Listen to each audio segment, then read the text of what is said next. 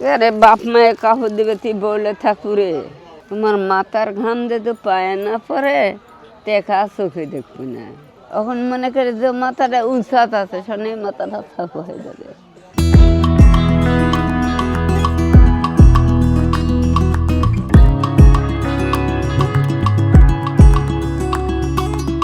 আমার শাকের ব্যবসার বয়স হলো মনে করো যে 18-19 বছর বয়স।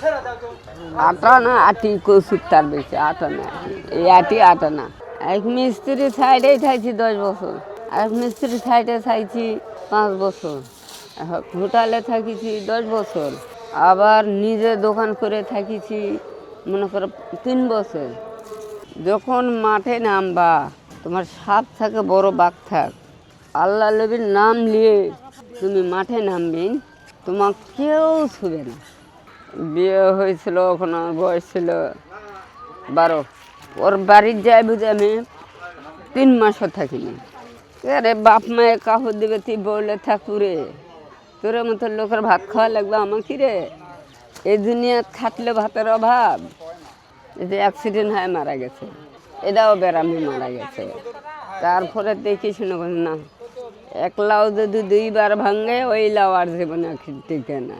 খালি আছে এখন 2 বেটা আর 1 বেটি। টেকা কামাই করা তোমার মাথার ঘাম যদি পায় না পরে টেকা চোখে দেখবি না। কষ্ট থাকবে না। এখন দেখেছি আমি চলে ফিরে খাচ্ছি।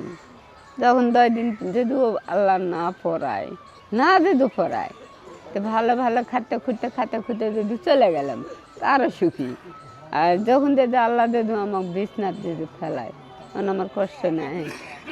কোনো বেটায় ভাত দিবে? আজকালকার বেটা জমিতেও ভাত পাওয়া যায় না, আর আমি তো কিছুই দিইনি ভাত পাবো। এখন মনে করে যে মাথাটা উঁচাত আছে শোনে মাথাটা সাফ হয়ে যাবে।